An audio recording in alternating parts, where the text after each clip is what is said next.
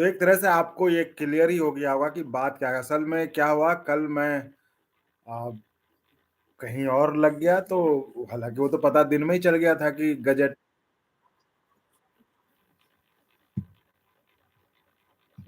Gazette आ गया है, लेकिन हमने कहा ठीक है रात में जब लाइव जुड़ेंगे तो चर्चा कर लेंगे। लेकिन कुछ लोग इतने मज़े लेने वाले होते हैं जिन्हें ओपीएस से मतलब नहीं है, जिन्हें कि ओपीएस ले उनसे मतलब नहीं, उनको मतलब होता है किसी और चीज़ से। तो यहाँ तक कि कमेंट तो कर ही रहे थे, फ़ोन करके पूछने लगे कि भाई आप गायब हैं, शिव गोपाल जी भी गायब हैं। तो ख़ैर मैं किसी के बारे में नहीं कर रहा हूँ, लेकिन मेरा जिस मिशन के तहत मैंने इस प्लेटफ़ॉर्म को बनाया था कि इस प्लेटफ़ॉर्म से जो लोग जुड़े हैं, उन तक सही जानकारी होनी चाहिए, सच्ची जानकारी होनी चाहिए। ये व्हाट्सएप के ज़माने में जो पुड़िया कुछ से कुछ फैला दिया जाता है और उसको लेकर लोग उड़ते रहते हैं, तो ये हमारी शुरू से मंशा रही कि इस प्लेटफ़ॉर्म को एक सरकारी कर्मचारियों के लिए एक लाइब्रेरी की तरह इस्तेमाल करें कि भाई मुझे कुछ जानना है तो एक क्रेडिबल और ऑथेंटिक प्लेटफ़ॉर्म पे हम आए और जो जानकारी लेनी है वो हमने लिया और हम शांति से चले गए। तो ये हमारी कोशिश हमेशा रहती है कि आज के इस व्हाट्सएप युग में हमें जो है वो सही जानकारी हो। तो इसको लेकर जो है ने सोचा कि बात कर लें, क्योंकि कुछ लोग थे जो कमेंट भी कर रहे थे कि आपने कोई वीडियो नहीं बनाया। तो मैं इस पर क्या वीडियो बनाता? यूपीएस गज़ट आ गया, तो मैंने कभी अपनी तरफ से कुछ वीडियो बनाया? मैंने कभी कोई अपना विश्लेषण दिया है ना? मैंने अपना कभी विश्लेषण तो दिया नहीं है।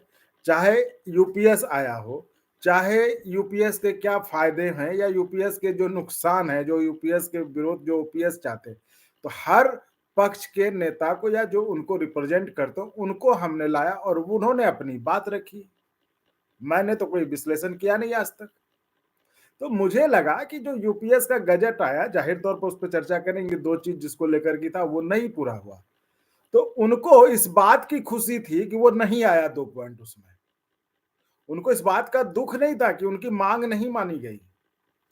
उनको इस बात का दुःख नहीं था कि यूपीएस गज़ट में जिसको कि लेकर तमाम कर्मचारी एक तरह से वो कह रहे थे कि बस ये एक तो ये जो आपका वीआरएस वाला था कि वेटिंग पीरियड ना हो उसमें और 20 साल की सेवा अवधि और कंट्रीब्यूशन। इन 2-3 चीज़ों को लेकर अगर सही कर दिया जाए तो लोगों को यूपीएस से दिक्कत नहीं हो रहा था, ठीक है?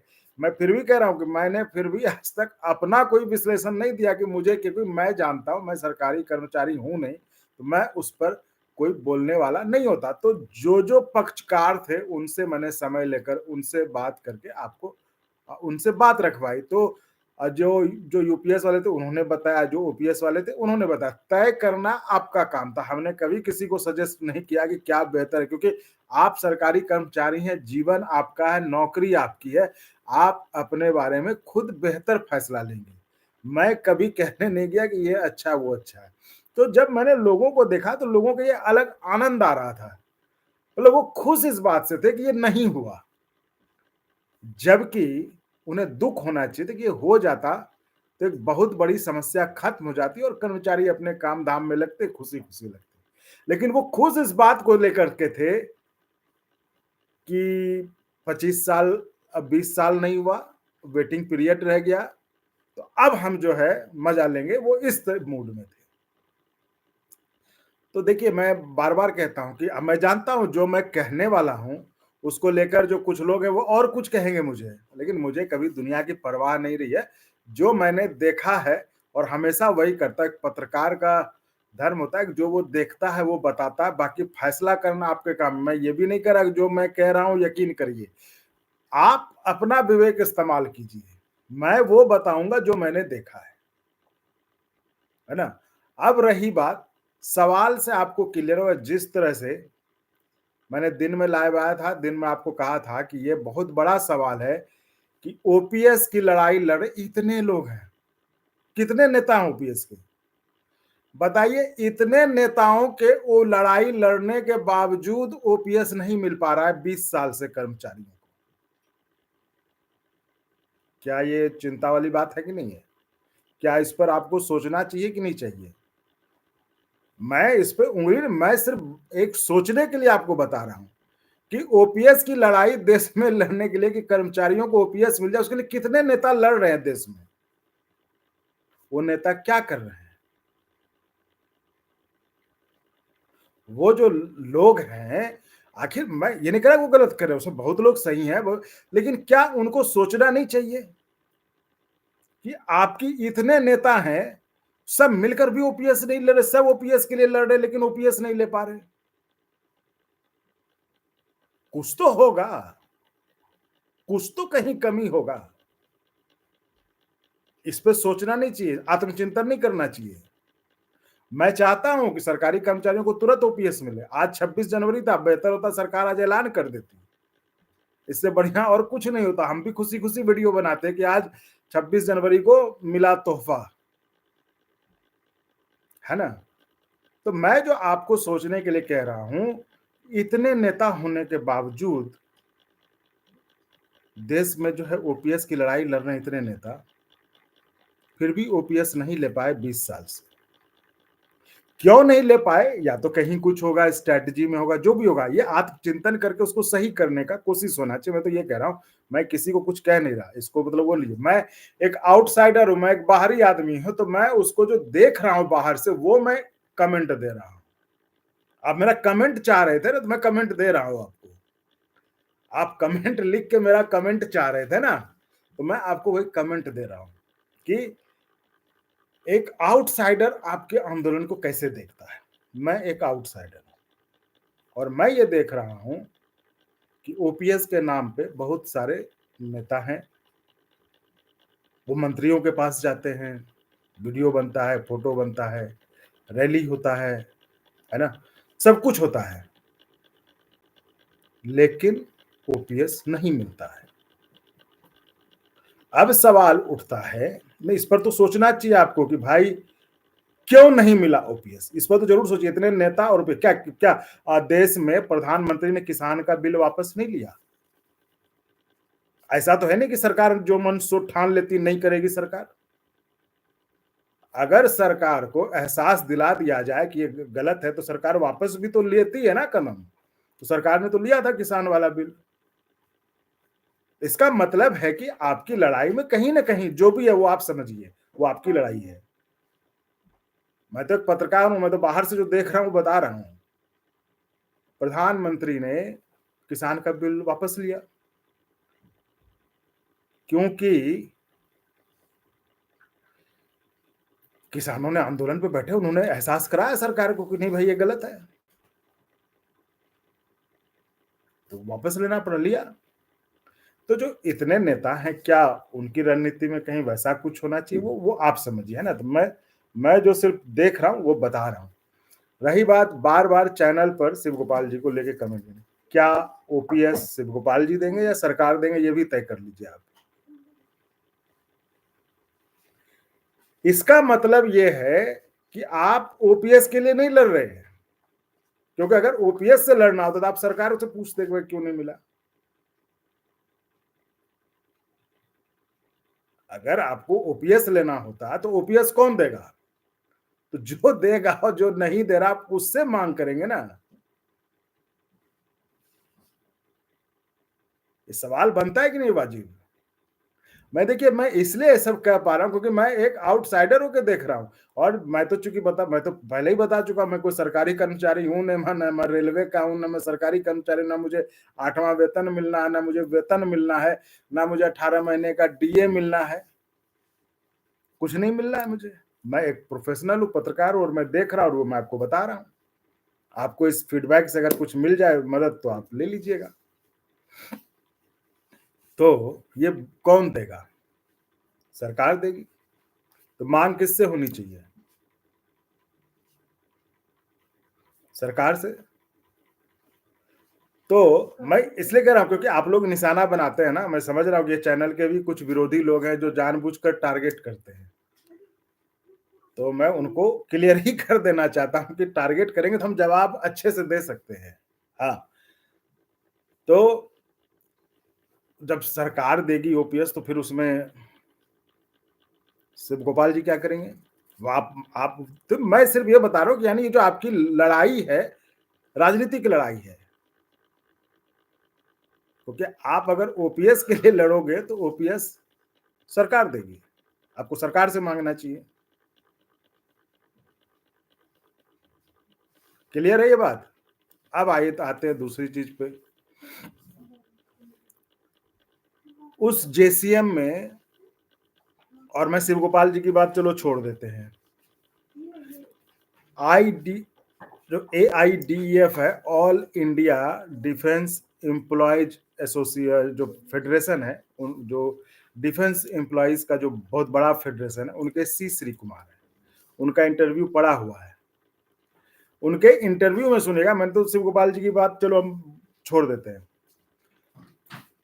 हम सी श्री कुमार जी की बात पे चलते। उन्होंने बताया था इंटरव्यू में, वो एक ऐसे आदमी है जिन्होंने कि जेसीएम में जाने से इनकार कर दिया, बायकॉट कर दिया कि अगर आप ओपीएस पर बात नहीं करेंगे तो हम कोई बात नहीं करेंगे।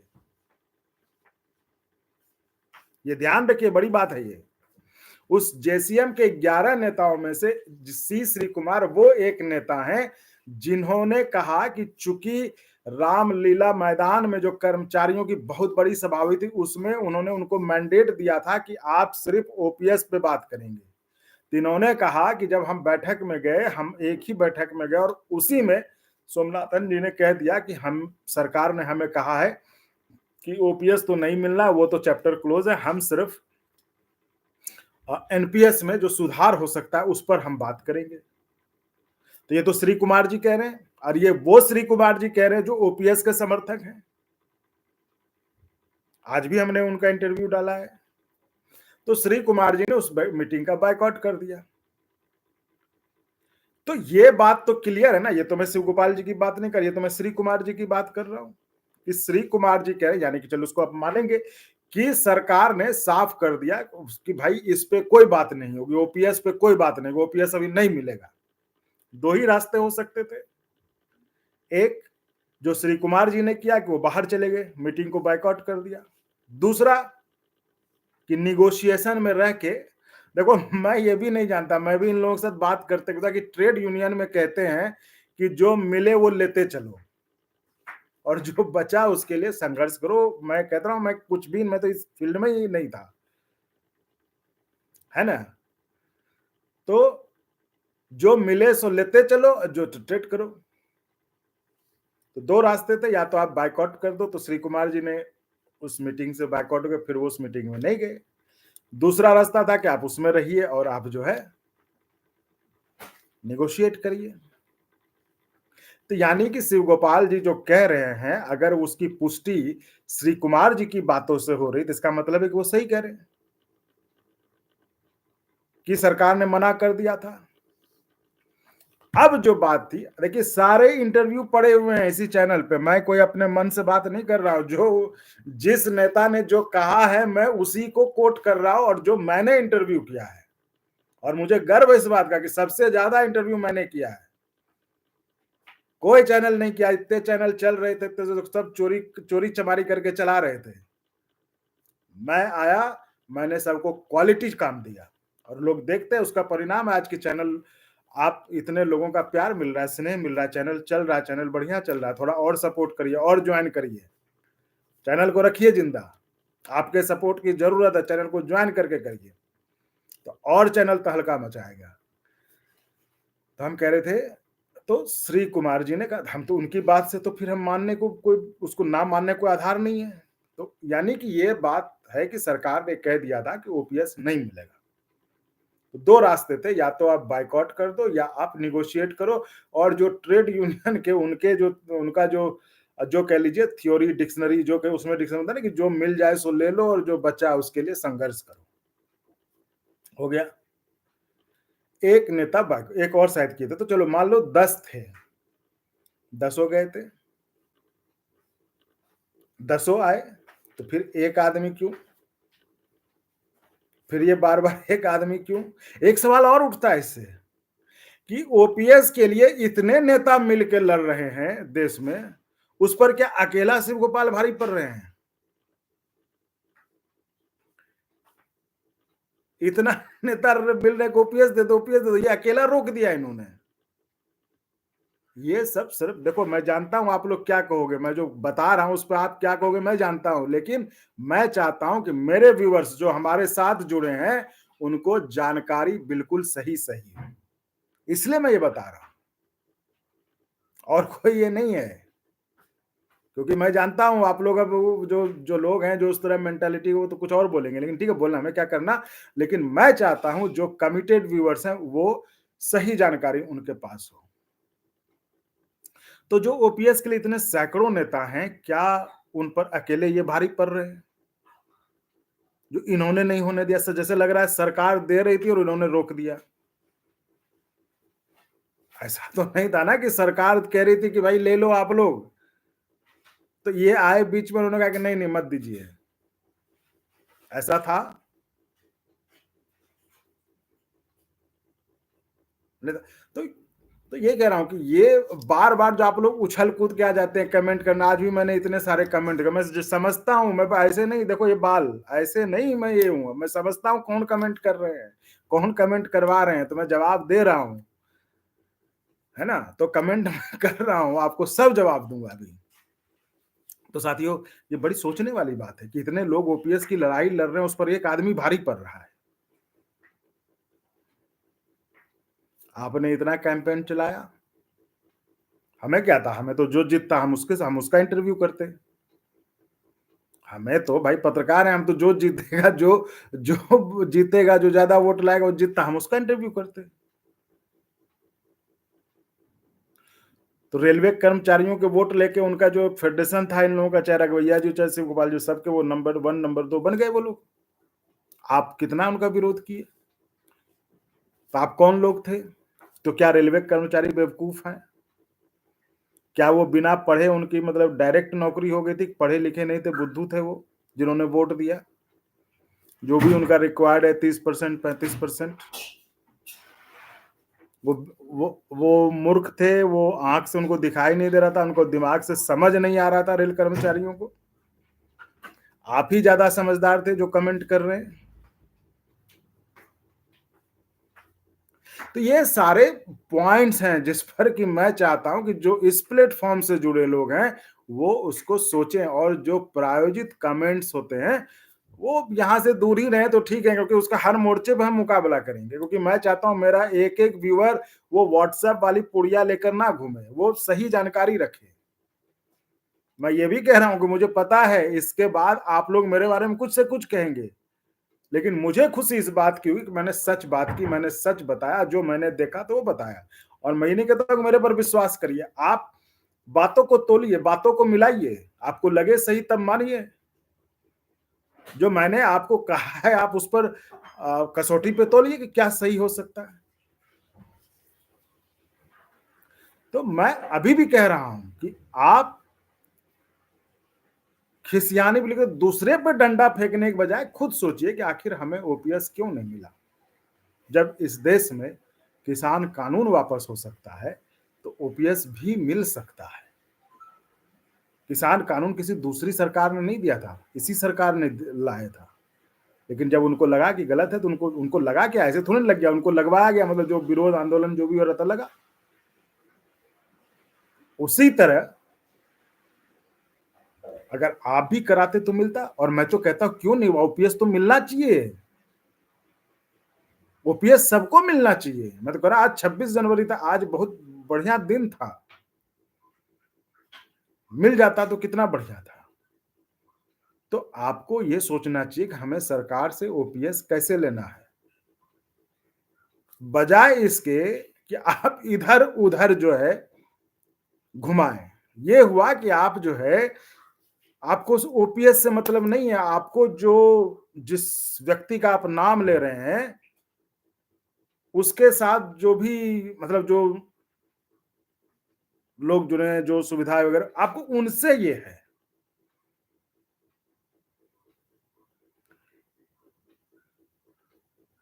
कि आप अगर ओपीएस लेंगे तो ओपीएस सरकार से लेंगे आप।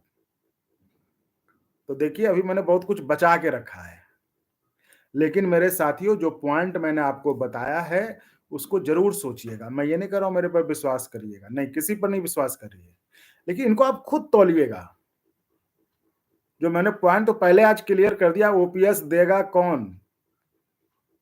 कहाँ कर्मचारियों को लगाए भिड़ाए भाई, लोग भिड़े पड़े हैं कमेंट करने में। अरे जो देगा उससे ले लीजिए ना। इसी तरह सीएपीएफ वाले भाइयों को भी कह रहा हूं, सबको सोचना होगा कहां से मिलेगा ओपीएस और कैसे मिलेगा ओपीएस।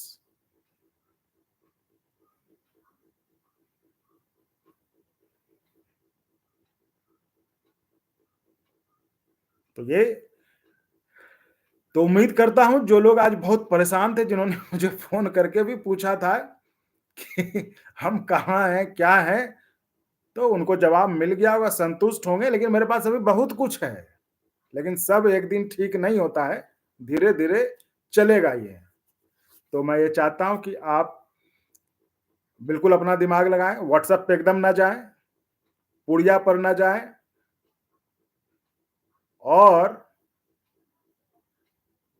ओपीएस की लड़ाई लड़ रहे नेताओं पर जरा देखें कि क्या हो रहा है, क्यों कमजोर कहां पड़ रहे हैं, क्यों पिछड़ रहे हैं ओपीएस लेने में, ये थोड़ा सा देखना होगा।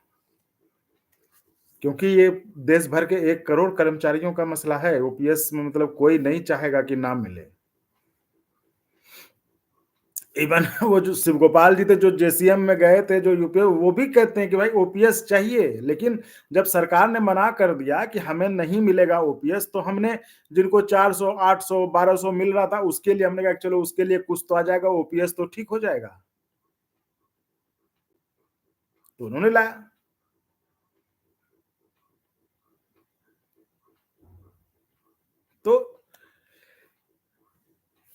तो वही कह रहा हूं कि ओपीएस हर किसी को चाहिए। तो अब हो गया, मुझे लगता है इतना आपके लिए काफी था, लेकिन जो बातें कही है मैंने उस पर जरूर सोचिएगा। और आते हैं अब कमेंट पर। तो उस बातों पर जरूर सोचिएगा। मैं नहीं चाहता कि यहां से जुड़ा हुआ एक भी कोई व्यक्ति जो है ना, वो गलत इस पे रहे, गलत कमेंट पे रहे, गलत जानकारी में वो व्हाट्सएप के पुड़िया पे ना रहे।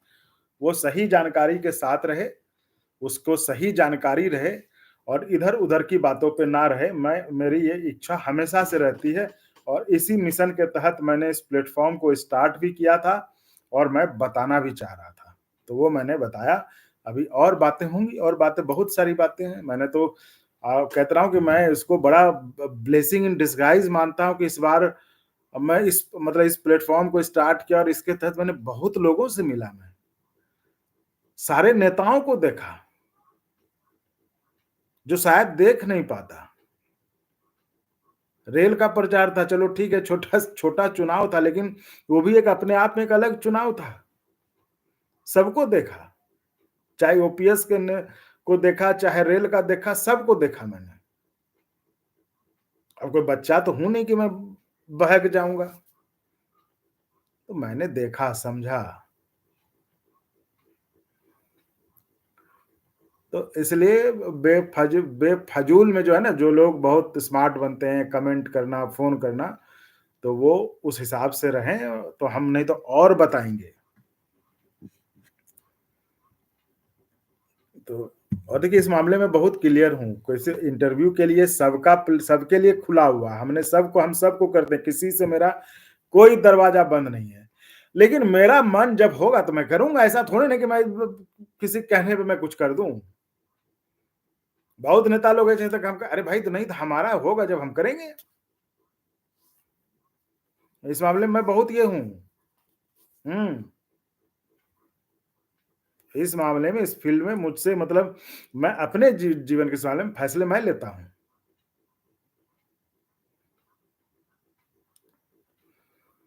ठीक है साथियों, तो मुझे लगता है बहुत चीजें मैंने क्लियर कर दी, और सारे वीडियो आएंगे आपके पास।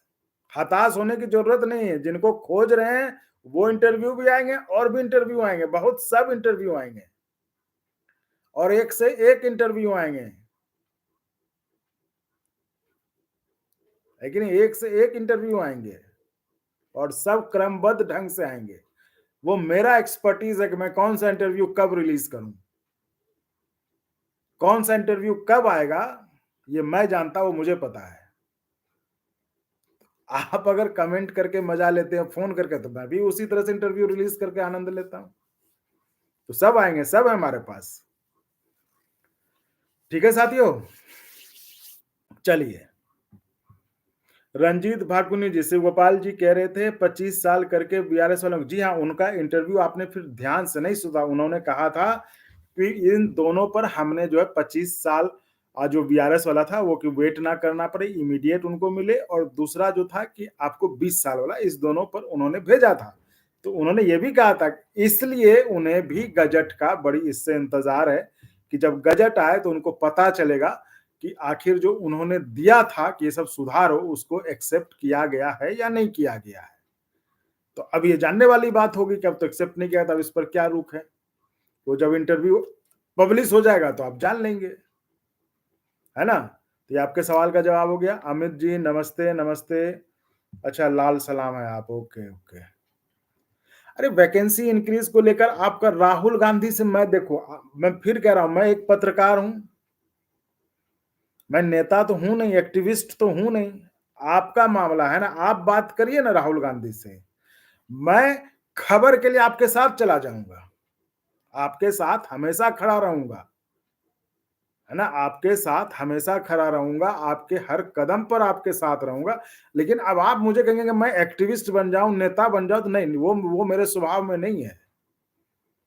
मैं अपनी सीमा जानता हूं। आप बात करिए, आपका एसोसिएशन है, आपका यूनियन है कुछ ना, आपका बहुत सारे हैं, तो ग्रुप डी वालों का, अप्रेंटिस वालों का, तो आप लोग उस एसोसिएशन के मार्फत आप बात करिए। उसमें मैं भले वो बता सकता हूँ कहाँ पे क्या है, वो आप बात, लेकिन बात आप ही को करनी होगी। मैं कह रहा हूँ, मैं वो एक्टिविस्ट और नेता नहीं बनूंगा मैं।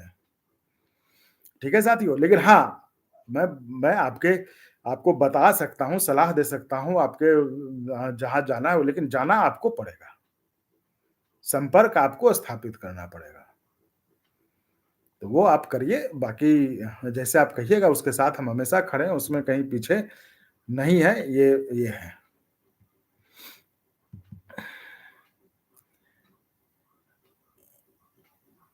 एलके एकेडमी सर, क्या अभी भी गजट में चेंज हो सकता है? अरे भाई, दुनिया में क्या नहीं हो सकता है, सरकार चाह ले तो क्या नहीं हो सकता है।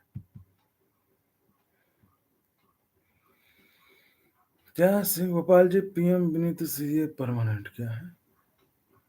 शिव गोपाल जी पीएम बने तो सीए पीएम, आप पीएम बना रहे हैं शिव गोपाल जी को, बताओ। बहुत बढ़िया है। अरे भाई देखो, ओपीएस ला देखो, ये चीज एक और पॉइंट छूट गया कि यूपीएस कोई नहीं लाया है। वो यूपीएस कोई नहीं लाया है, यूपीएस सरकार ने दिया है। ये चीज देखिए, बहुत टेक्निकल चीज, क्लियर रही है। यूपीएस सरकार ने दिया है, लाया किसी ने नहीं है।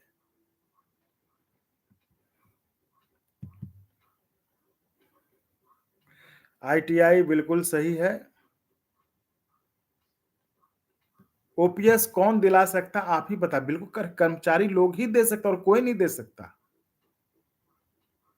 ये कर्मचारियों को जो उनका, जो उनके लिए ओपीएस, मैं थोड़ी ना कह रहा हूँ कि नहीं भाई, इतनी लड़ाई आप लोगों ने लड़ी है, तभी तो आज इस मुकाम तक पहुंचे भी हैं। ये कोई आसान बात नहीं है। लेकिन वही कह रहा हूँ कि अब जैसे होता है ना, हर स्टेज की लड़ाई होती है, तो इस स्टेज पर आप सोचिए, वो आप आत्मनिरीक्षण करिए। उसमें मैं क्या कहूंगा, को आप देखिए कि कहाँ कहाँ पे कुछ ना कुछ तो होगा ना, जहाँ पे कि जिसके कारण थोड़ा पीछे हो रहे हैं। आप लड़ाई को इस मुकाम तक ले आए, ये बहुत बड़ी बात है। ये तो कर्मचारियों ने, आप ही ने लाए। आपने जिसको भी सपोर्ट किया, जिस नेता को भी सपोर्ट किया, आज आपका लड़ाई है ना। हम भी इसी ओपीएस के लिए बैठे हुए हैं ना, अभी बातचीत कर रहे हैं। तो उसमें कोई दो राय नहीं है कि ओपीएस की लड़ाई एक बड़ी लड़ाई बन चुकी है, और देश के हर एक एम्प्लॉय की लड़ाई है ये। वो उसे अपना लड़ाई मानता है। तो उस पर भी आप लोग सोचिएगा, आखिर कहाँ कुछ कमी रह जाती है या कहाँ कुछ कसर है, उसको आप देखिए। उसमें मैं कैसे कहूँ, है ना? तो वो आप देखिए, मैं तो आपको फीडबैक दे सकता हूँ, वो फीडबैक दे रहा हूँ मैं, और वो भी इसलिए दे रहा हूँ, मेरी आदत नहीं है देने की बिना मांगे। लेकिन आप लोग आज दिन भर पूछे हमसे, बताया, तो हमने कहा दे ही दिया जाए, तो ले लीजिए।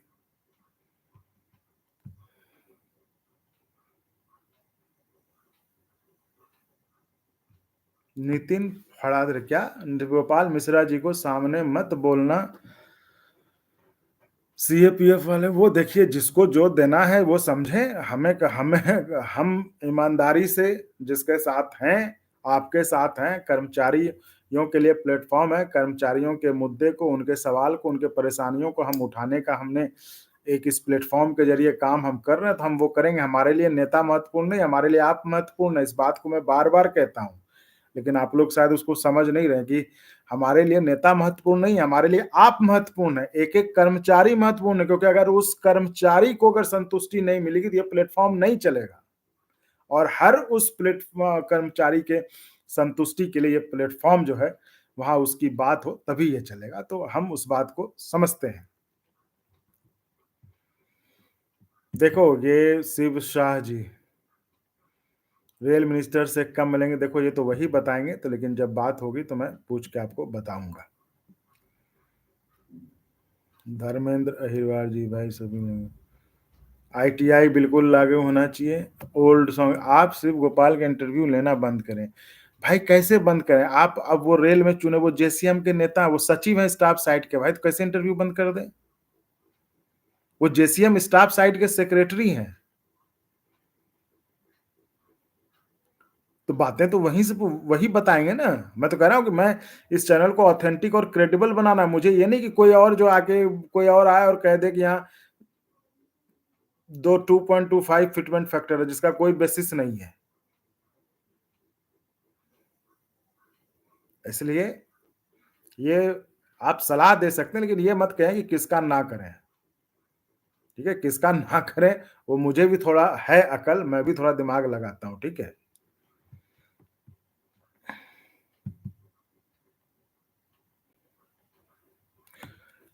और भी नेता, हाँ तो बीसी शर्मा जी, विजय बंधु जी, सबका इंटरव्यू, मंजीत जी, सबका इंटरव्यू हुआ है। किसका नहीं हुआ आप देख लीजिए, जिस सबका इंटरव्यू हुआ है। वो बीसी शर्मा जी का कितना इंटरव्यू वायरल हुआ कि वो जब बोले कि वहां पे हमें कुछ पता ही नहीं था, हम प्रधानमंत्री के यहाँ गए थे मिलने। कितना तो यहीं का तो इंटरव्यू था, और कहाँ और किसने, कौन से चैनल वाले के पास इतना दिमाग है, बताओ ना मुझे आप। तो बीसी शर्मा जी का यही इंटरव्यू जिसमें उन्होंने कहा था कि हमको तो पता ही नहीं था, हम प्रधानमंत्री के यहाँ चले। मैंने कहा, पूछा था कि भाई आपको इतने बड़े नेता, इतने बड़े यूनियन के लीडर, और आपको पता ही नहीं प्रधानमंत्री जी क्यों बुलाए, प्रधानमंत्री जी के यहाँ क्यों जा रहे हैं। तो वो कितना वायरल हुआ था, कितने लोगों ने उसको देखा। तो ऐसा नहीं है, हम सबको करते हैं। कह रहा हूं, हमारे लिए ऐसा नहीं, हमारे लिए सब, जब जिसकी जब लगता है हमें कि इस मुद्दे पर ये बोलेंगे, ये इस मुद्दे पर ये ऑथेंटिक है। और ऐसे खाली बहुत नेता, हम तो कहने बहुत नेता, हम सबको नहीं करते हैं, नहीं, उसमें हम बहुत चूजी हैं। हम क्वालिटी में बिलीव करते हैं, क्वालिटी।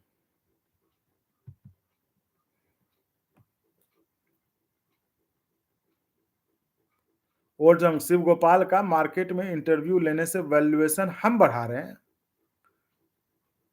अरे भाई वो सेक्रेटरी हैं भाई स्टाफ साइड के, तो हम क्या बढ़ाएंगे उनका वैल्यू। तो मैं यही देखिए कि आपका जो फोकस है, आप चाह रहे हैं कि शिव गोपाल का इंटरव्यू ना हो। आपका फोकस ये नहीं कि हमें ओपीएस कैसे मिलेगा। आपका फोकस है कि इंटरव्यू ना हो। अरे भाई आप ओपीएस के लिए चिंता करिए कि ओपीएस कैसे मिलेगा, आप उस पर चिंता करिए।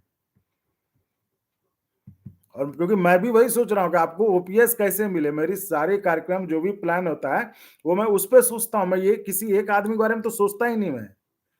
मैं सोचता हूं कि कर्मचारियों को के लिए ओपीएस एक बहुत बड़ा मुद्दा है, तो ये मुद्दा कैसे सॉल्व होगा, ओपीएस उनको कैसे मिलेगा। तो मैं उस हिसाब से मैं उन लोगों के पास जाता हूं जिन लोगों के पास ये जवाब है और जो जिम्मेदार पद पर बैठे होते हैं।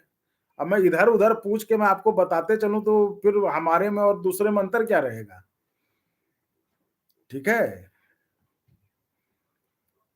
यहाँ तो देखिए आपका साफ साफ लग रहा है कि आप कह रहे हैं कि आप शिव गोपाल का मार्केट में इंटरव्यू लेने से वैल्यूएशन बढ़ा रहे हैं, यानी कि आपका फोकस इस पे है कि उनका इंटरव्यू ना हो, बाकी ओपीएस तो ठीक है देखा जाएगा। नहीं, आपकी प्रायोरिटी होनी चाहिए कि ओपीएस कैसे मिलेगा, आप उस पर सोचिए, आदमी को छोड़ दीजिए। वो अगर आदमी गलत होता है ना तो पब्लिक को सब पता होता है मेरे भाई, पब्लिक को सब पता होता है। पब्लिक से ज्यादा समझदार कोई नहीं होता, नेता भी नहीं होता। मैं बता रहा हूं, पब्लिक सब समझती है। नेता को गलत भ्रम थोड़े होता है कि मैंने जो है पब्लिक को ये कर दिया, लेकिन पब्लिक वक़्त आने पर हिसाब कर देती है। इसलिए आप ओपीएस पे फ़ोकस करिए। अमित इसका ये बहुत बड़ी विडंबना है जो कर्मचारी के हितों के लिए लड़ता है, कर्मचारी उसी को नेगेटिव मुद्दों से भटककर गंदी राजनीति में फँस जाते हैं। जबकि सवाल और गुस्सा तो सरकार बिल्कुल ये जो तो आपकी तीसरी लाइन है, बाकी तो लाइन मैं नहीं कहूँगा, लेकिन ये जो अंतिम लाइन है उसे सवाल और गुस्सा तो सरकार से पूछना चाहिए ना कि क्यों नहीं ओपीएस मिल रहा है?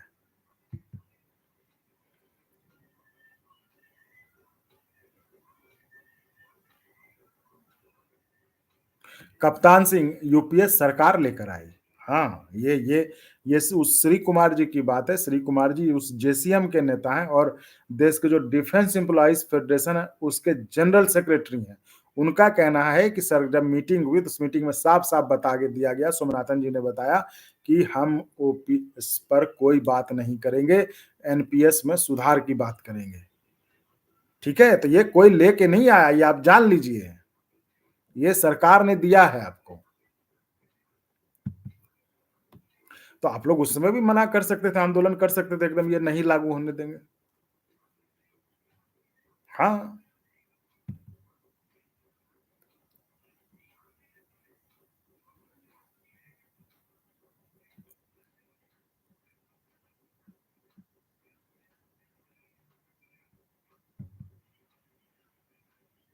नहीं तो अब जैसे कप्तान सिंह का 8th पे कमीशन का भी यही हाल होगा यदि एनसीजेसीएम का नेतृत्व ऐसे ही लोग करेंगे।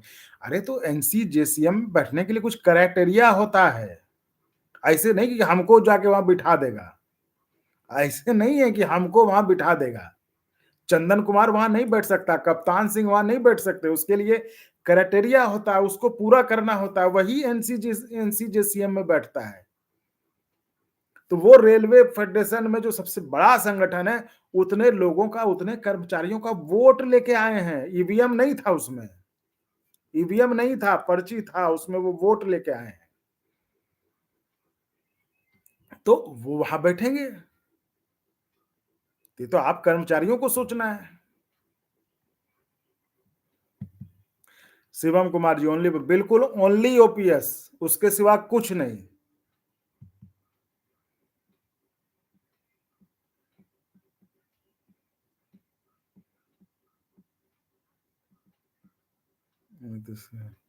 अप्रेंटिस का मुद्दा देखो बिल्कुल ताजा है, उसके साथ हूं मैं। आप बस 1-2 दिन थोड़ा धैर्य रखो, सब हो जाएगा और 2 दिन के अंदर जब आप चैनल पे काम करिए अप्रेंटिस भाइयों, मैं कह रहा हूँ, इसको 2 दिन के अंदर 50 आपको करना होगा, 50 के करिए आप इसको।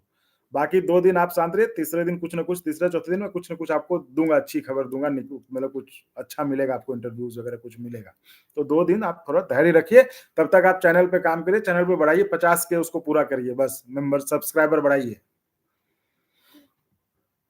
कमेंट देखकर ही समझ आ जाता है कि कितने हाँ, विद्वान तो हैं लोग, ऐसा तो मैं कभी किसी को हल्के में नहीं लेना चाहिए।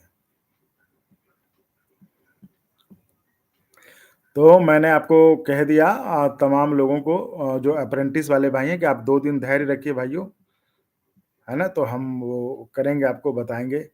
अमित स्काई जी मुझे इम्पोर्टेंट बात करनी है, इम्पोर्टेंट बात करनी है? अरे तो आप अभी लाइव खत्म होगा, आप चैनल व नंबर है ही आपके पास, आप फ़ोन करें आप, कोई दिक्कत नहीं है, अगर इम्पोर्टेंट बात करनी है तो आप करें। इतना कमेंट हो जाता है।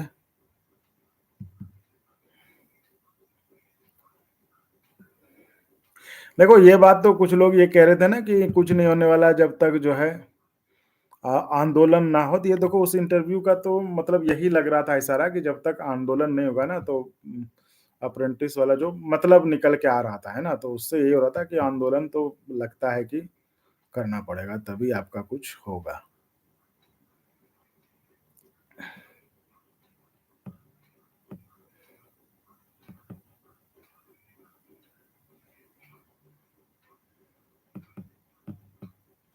मुझे लग रहा है आप देखो बहुत कमेंट्स जो है शायद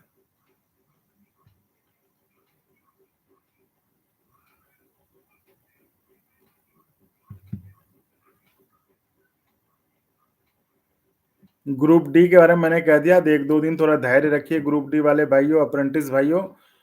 थोड़ा धैर्य रखिए, मैं उस पे कुछ आपको खबर दूँगा, आप धैर्य रखिए। लेकिन हाँ, आंदोलन होगा तभी वैकेंसी बढ़ेगा, ये भी मुझे लगता है और ये मैंने सवाल भी उनसे कहा था कि अगर अगर सरकार इससे डर रही कि बिहार में जिस तरह का आंदोलन हुआ, अगर हम आईटीआई मैंडेटरी कर देंगे तो लोग तो फिर आईटीआई वाले या अप्रेंटिस वाले भी तो आंदोलन कर सकते हैं, तो ये तो दोनों तरफ से हो सकता है ना। तो ये सॉल्यूशन नहीं है, सॉल्यूशन क्या है कि हर किसी के समस्या को देखते हुए उसका एक सबको जो एक्सेप्टेबल हो, वो समाधान निकाला जाए। है ना? तो उसको अब देखिए, अब इसको जो आप लोग प्लेटफ़ॉर्म बना देते हैं राजनीति का, अब विनोद कुमार राय जी हैं, लिख रहे हैं शिव गोपाल मिश्रा ज़िंदाबाद, अब फिर उधर से आ जाएँगे और दूसरे वाले ज़िंदाबाद। देखिए, तो मैं कहता हूँ कि ये प्लेटफ़ॉर्म कर्मचारियों का है, ये प्लेटफ़ॉर्म जो है कर्मचारियों के प्रति ज़िम्मेदार है, जवाबदेह है। इसलिए इस प्लेटफ़ॉर्म के लिए एक-एक कर्मचारी महत्वपूर्ण है, नेता महत्वपूर्ण नहीं है, कर्मचारी महत्वपूर्ण है ना? तो वही कह रहे हैं कि दोनों तरफ से लोग जो है कम थोड़ी ना हैं। अब कहीं ये ना देख के कहें कि ये भी लाल पहने हुए हैं।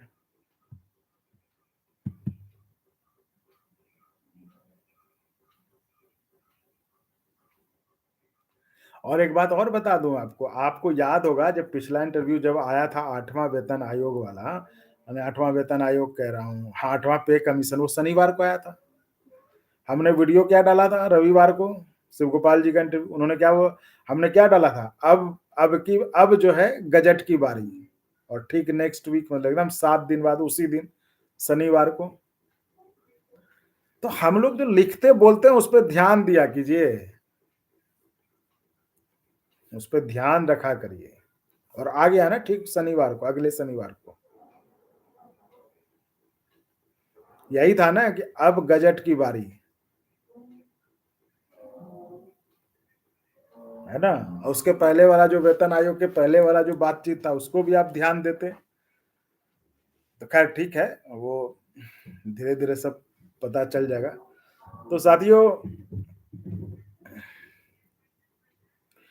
नहीं, नहीं, देवेंद्र खटाना जी, बजट गजट तो बिल्कुल खाली है, ओपीएस की ही बात होनी चाहिए। मैं तो कहता हूँ कि इतने जो नेता लड़ रहे हैं ओपीएस के लिए, वो ओपीएस लें, लेने के लिए कुछ करें।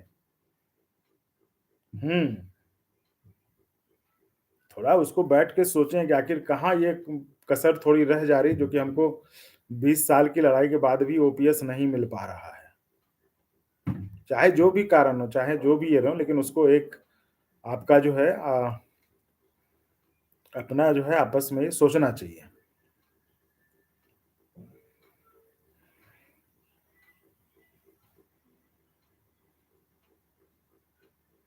अरे संदीप जी, ये मैं कैसे कह दूँगा कि मैं राहुल गांधी जी से बात करूँगा? बात कर सकते, लेकिन मैं ऐसे में कैसे कहता रहा हूँ कि मेरी सीमाएँ हैं भाई, मैं एक पत्रकार हूँ, मैं एक्टिविस्ट या नेता नहीं हूँ जो मैं बात करूँगा। आप बात करिए, आप लीजिए समय, आप कहेंगे हम साथ चले जाएँगे, आपका भाई एज़ अ रिपोर्टर कि भाई आपकी चीज़ बता दी, क्या बात हुई, नहीं हुई। लेकिन ये थोड़ी मैं कहता रहा हूँ कि मैं नेता और एक्टिविस्ट नहीं बन सकता मैं। आप जिनसे आप देखिए, आपका एसोसिएशन है, आप लोग तय करिए, आप लोग उसमें बात करिए कि कैसे अप्रोच करना। हाँ, उसमें मुझे कुछ लगेगा कि मैं कहीं कुछ बता सकता हूँ कि यहाँ जाइए या इससे बात ऐसे बात होगा, तो वो आप हमको अगर जानकारी होगी तो वो हम बता सकते हैं। लेकिन ये थोड़ी ना हम कि हम पत्रकार हैं ना भाई, हम थोड़ी ना जो अब आपके अब जो हम जाने लगे कि बात कराने के लिए, है ना? दिल्ली में बहुत ऐसे पत्रकार हैं, इसी कारण तो पत्रकारों की ये हालत है।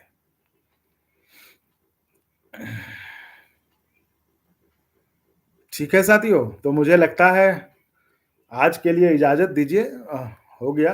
और आप अमित जी, आप बात करना चाह रहे थे, तो आप बात कर सकते हैं, अभी आप फ़ोन कर लें, कुछ अर्जेंट था तो।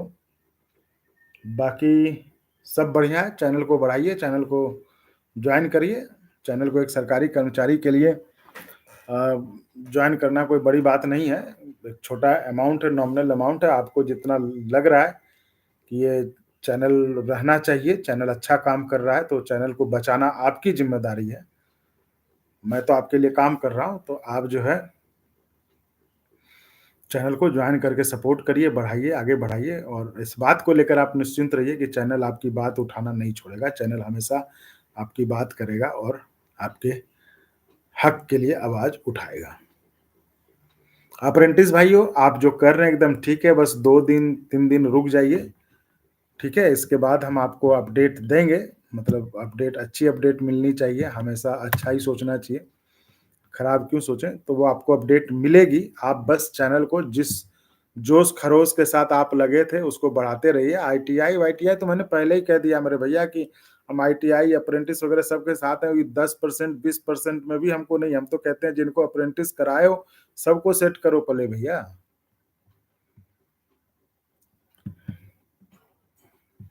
ठीक है साथियों, तो आज जो है इजाज़त दीजिए, कल फिर मिलेंगे। धन्यवाद।